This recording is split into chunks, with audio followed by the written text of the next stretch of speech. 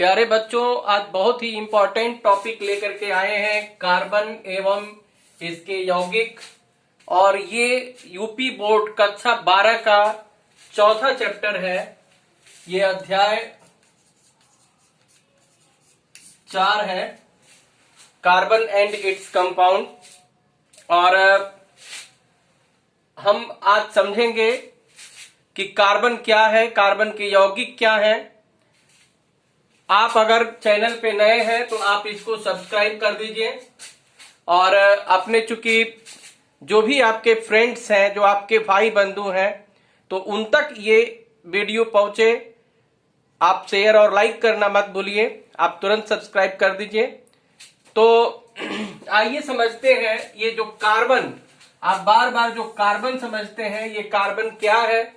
तो कार्बन शब्द लैटिन के कार्बो शब्द, ये लैटिन भाषा का जो कार्बो शब्द है, इससे लिया गया है। कार्बो का अर्थ क्या होता है? कोयला। जैसा कि आप कोयला देखते हैं तो लैटिन वर्ड में उसी कोयले को कार्बो कहा जाता है और कार्बो का अर्थ कोयला होता है। तो यानी कि कार्बन जो शब्द है ये कोयला से संबंधित है। और जमीन के नीचे जो अर्थ क्रस्ट है, भूपर पट्टी है, तो भूपर पट्टी में ये जो लगभग 0.02% ये कार्बन पाया जाता है। और वायुमंडल में जो CO2 है, जो 0.03%, उसमें भी कार्बन उपस्थित है। और अगर हम कार्बन की तुलना, जैसे भगवान है, भगवान या फिर गॉड या अल्लाह, जो भी आप कहते हैं, तो हम कहते हैं कि कण कण में भगवान, मतलब चारों तरफ सर्वत्र व्याप्त है। अगर कार्बन की बात करें तो कार्बन की भी जो प्रकृति होती है, सर्वतोमुखी प्रवृत्ति होती है। सर्वतोमुखी यानी कि प्रत्येक चीज में ये कार्बन पाया जाता है, प्रत्येक चीज में। जैसे आप लिख रहे हैं कागज, तो कागज में कार्बन है। जो इंक है, इंक में भी कार्बन है। जो आप लकड़ी के बेंच पे बैठे हैं, उसमें भी कार्बन है। जो आप खाना खाते हैं, भोजन करते हैं, उसमें भी कार्बन है। जो दवाइयां आप लेते हैं, दवाइयां आप, उसमें भी कार्बन है। CNG, उसमें भी कार्बन है। पेट्रोलियम, पेट्रोल इत्यादि, जो कुछ भी आप देख रहे हैं, जिस लकड़ी के बेंच पे आप बैठे हैं, उसमें भी कार्बन है। कोयला ऑलरेडी कार्बन है। दवाई, खाना हम खाते हैं, अनाज खा रहे हैं, दाल खा रहे हैं, उसमें भी कार्बन है। प्रोटीन है। और जो प्रयोग कर रहे हैं, जैसे CNG, पेट्रोल, डीजल, इसमें भी कार्बन है। दवाइयां खा रहे हैं, दवा में कार्बन है। तो खाद, जो खेतों में खाद डाली जाती है, यूरिया, तो यूरिया का सूत्र होता है NH2CONH2। तो यूरिया का ये सूत्र है। यूरिया ऑलरेडी, इसमें भी कार्बन उपस्थित है। तो कार्बन का एक सर्वतोमुखी प्रकृति है। कार्बन हर जगह विद्यमान है। रबड़ है, जो कुछ भी आप देख रहे हैं, जितने भी पेड़ पौधे हैं, वो सब कार्बन है। जितने भी जीव जंतु हैं, उसमें भी कार्बन उपस्थित है। बहुत सारे निर्जीव वस्तुएं, जैसे CO2, CaCO3, जो कार्बन के कंपाउंड है, Na2CO3, NaHCO3, सोडियम बाइकार्बोनेट, जो खाने का सोडा होता है, Na2CO3, ये जो कपड़ा धोने का जो वॉशिंग सोडा है, कैल्शियम कार्बोनेट, जो संगमरमर का सूत्र होता है। तो बहुत सारे जो निर्जीव वस्तुएं हैं, उसमें भी कार्बन उपस्थित है। सभी जीवित वस्तुओं में, जितने भी पेड़ पौधे हैं, सब में कार्बन उपस्थित है। तो कार्बन की ये कहा जाता है कि ये सर्वतोमुखी प्रकृति है। और कार्बन जो है, ये एक लैटिन वर्ड कार्बो से लिया गया है, जिसका अर्थ कोयला होता है।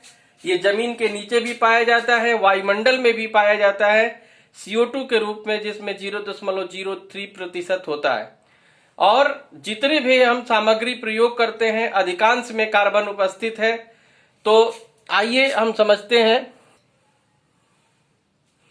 तो कार्बन का जो सूत्र होता है, कार्बन का जो संकेत है, जैसा कि ज्यादातर लोग जानते होंगे, ये कार्बन का संकेत C होता है और इसका जो परमाणु क्रमांक है, परमाणु क्रमांक ये Z = 6 होता है। और अगर इसका इलेक्ट्रॉनिक विन्यास हम करेंगे KLMN में, तो KL यानी कि 24, तो कार्बन के जो बाहरी कोश में इलेक्ट्रॉनों की संख्या 4 आती है। यानी कि ये लेविस और कोसेल ने जो अष्टक नियम दिया था, तो अष्टक नियम के अनुसार किसी भी तत्व के बाहरी कोश में 8 इलेक्ट्रॉन होना चाहिए। जबकि देखा जाता है कि जो अक्रिय गैस तत्व है, helium, neon, argon, krypton, xenon, helium, neon, argon, krypton, xenon, radon, तो इसमें ये 2 है, 2 8 है, 2 8 8 है, 2 8, क्योंकि इसका परमाणु क्रमांक 2 होता है, 10 होता है, 18 होता है, 36 होता है, 54 एंड 86। तो ये 2 8 18 18 10 28 और 8 36। तो इस तरह से आप देखेंगे तो इनके जो अक्रिय गैस तत्व है, इनके ही बाहरी कोश में 8 इलेक्ट्रॉन होते हैं और इनको छोड़ करके बाकी जितने भी तत्व हैं उनके बाहरी कोश में 8 से कम इलेक्ट्रॉन होते हैं। और ये इलेक्ट्रॉनों का स्थानांतरण या साझेदारी के द्वारा 8 इलेक्ट्रॉन की संरचना को प्राप्त करते हैं। ऐसा लेविस एंड कोसेल ने अपने अष्टक नियम में बताया था। और जिस तरह से अगर इलेक्ट्रॉनों का स्थानांतरण होता है तो आयनिक बंध बनता है, और इलेक्ट्रॉनों की साझेदारी होती है तो सहसंयोजक बंध बनता है। तो रासायनिक बंध, ये रासायनिक जो बंध है ये 2 प्रकार का होता है। एक है आयनिक बंध, आयनिक बंध, और दूसरा है सहसंयोजक बंध। इसको इंग्लिश में आयनिक बॉन्ड कहते हैं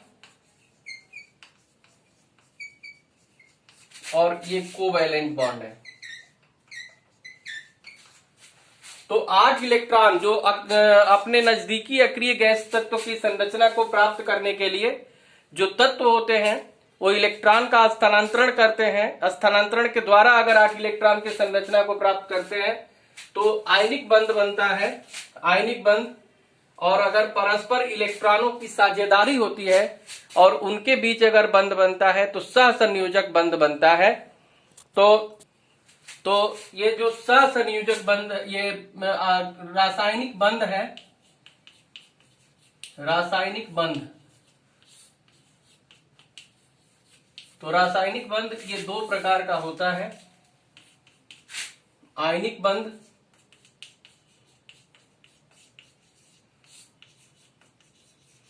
सहसंयोजक बंध, सहसंयोजक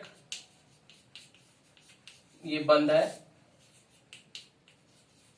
तो आयनिक बंध, जैसा कि आपको मालूम है कि आयनिक बंध क्या होता है। आयनिक बंध में किसी धातु का परमाणु जब अपने बाह्य कोश से किसी अधातु के परमाणु को, जब धातु का परमाणु इलेक्ट्रॉन का त्याग करता है और अधातु का परमाणु इलेक्ट्रॉन ग्रहण करता है तो उनके बीच आयनिक बंध बनता है।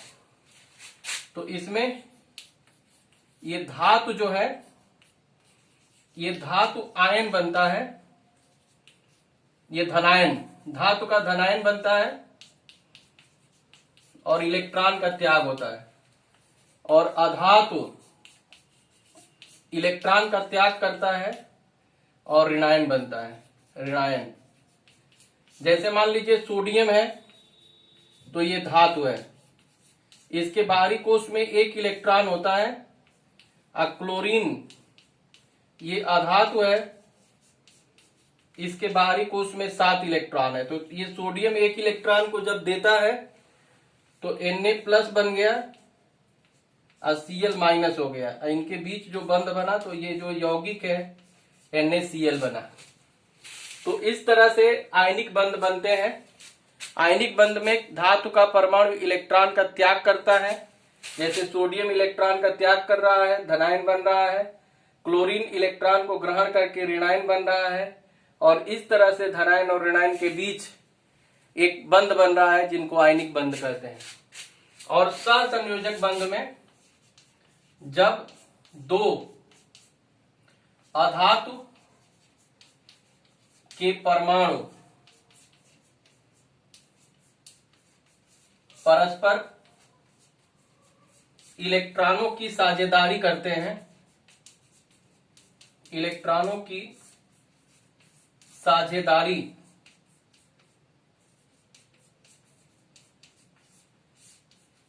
करते हैं, तब सहसंयोजक बंध बनता है।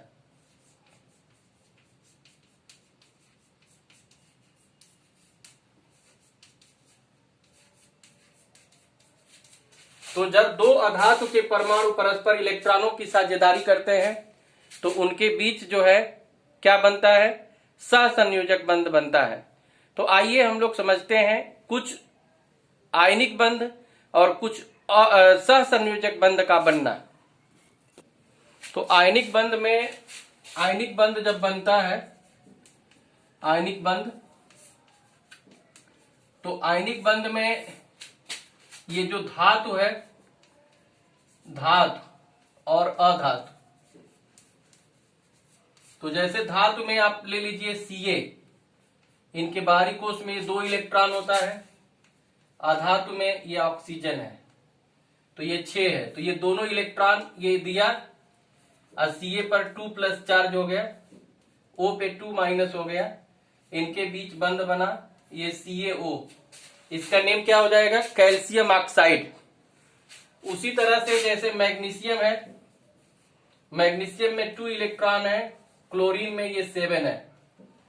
तो 7 इलेक्ट्रॉन को प्राप्त करना है, ये 7 है तो 1 इलेक्ट्रॉन इस मैग्नीशियम से, ये 1 इलेक्ट्रॉन इस मैग्नीशियम से, मैग्नीशियम का ये इलेक्ट्रॉन यहां और ये यहां जाता है और Mg पे +2 चार्ज हो गया और ये Cl माइनस, यानी कि ये कंबाइंड होकर के MgCl2 बनता है, MgCl2।